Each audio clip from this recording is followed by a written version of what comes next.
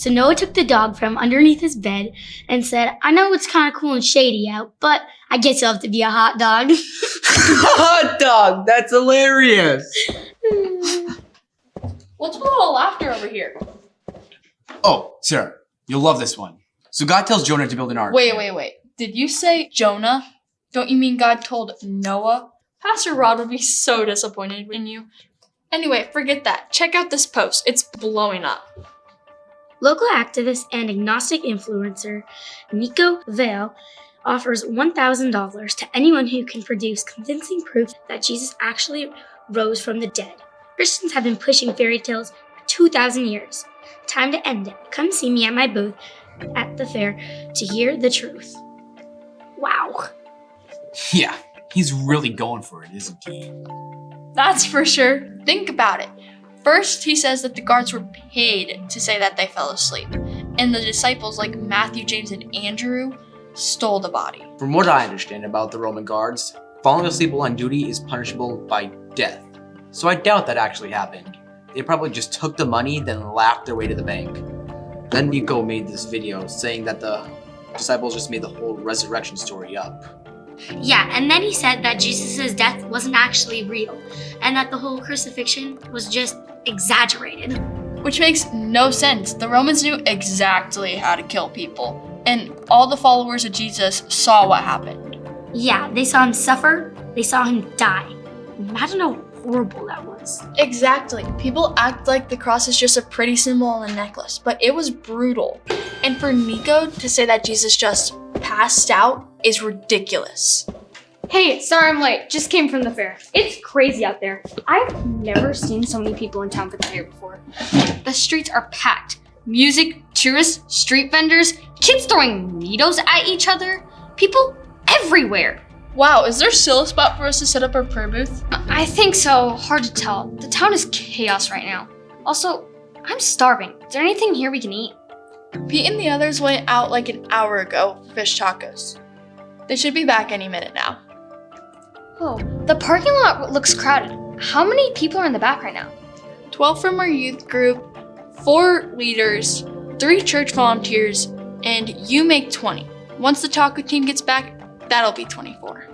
Honestly, this is the place to be right now. But I can't stop thinking about that guy Nico with his whole the resurrection is fake thing. Loki kind of freaks me out. He's not gonna win. Think about it. The first people to see the resurrection were eyewitnesses, and Mary and the others were the first to see the empty tomb. Yeah, and at first, people didn't even believe them.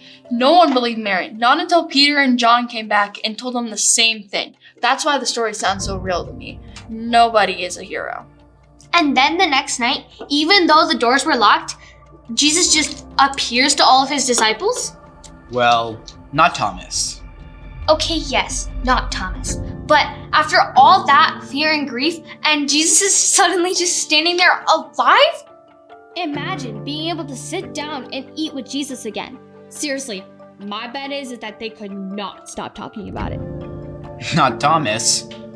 Be easy on poor Thomas. But honestly, I get Thomas. He wasn't being difficult just to be difficult. He wanted it to be true, but he'd seen Jesus die. Then later, he saw Jesus alive, and that changed everything. What gets me is how hard some people try just to keep others from hearing the truth. Jesus is alive.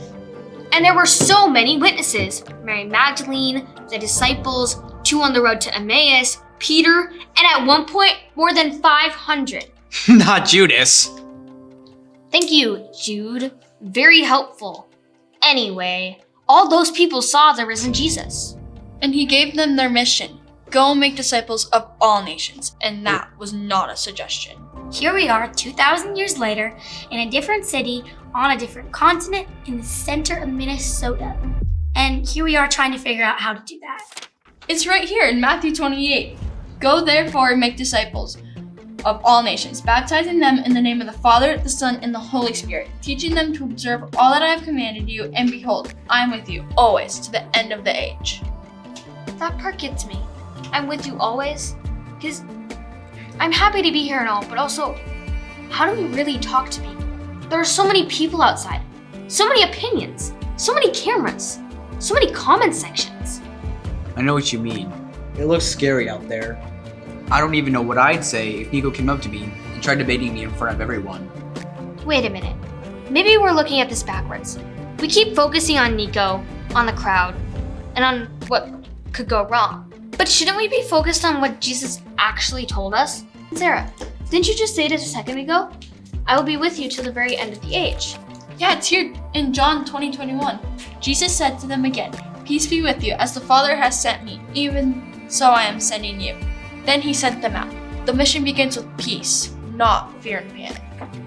And when Jesus healed people, he didn't always tell them to go become expert evangelists. Sometimes he just said, go home and tell people what God did for you. Yeah, like right here in Luke 12:12. It says, "Do not be anxious about how you should defend yourself or what you should say, for the Holy Spirit will teach you in that very hour what you ought to say." So maybe your game plan isn't winning an argument. Maybe it's telling the truth, calmly, honestly, and faithfully. Yeah, and if Nico argues, we don't have to freak out. We can say what we believe and why. We can talk about the eyewitnesses. We can talk about the disciples who transformed and laid down their own lives. And we can talk about our lives and how Jesus has changed us. And maybe we could ask questions too. Like, why does the resurrection make people so uncomfortable? And why do they just want to explain Jesus away? Good, so our plan is not to destroy Nico in public debate? Definitely not. Okay, the plan is stay calm, stay kind, tell the truth, point to Jesus, and trust in the Holy Spirit. That actually sounds doable. Pastor Rod reminded us earlier that before the disciples went out, they had to wait on God's power, not their own. Right, Jesus told them not to rush ahead, but to wait for the gift the Father had promised. So yeah, maybe tonight's not about knowing every answer. It's about being ready. Ready to be filled, ready to go, and ready to speak. Hey guys, let's take a second to pray before we all go. That's a good idea.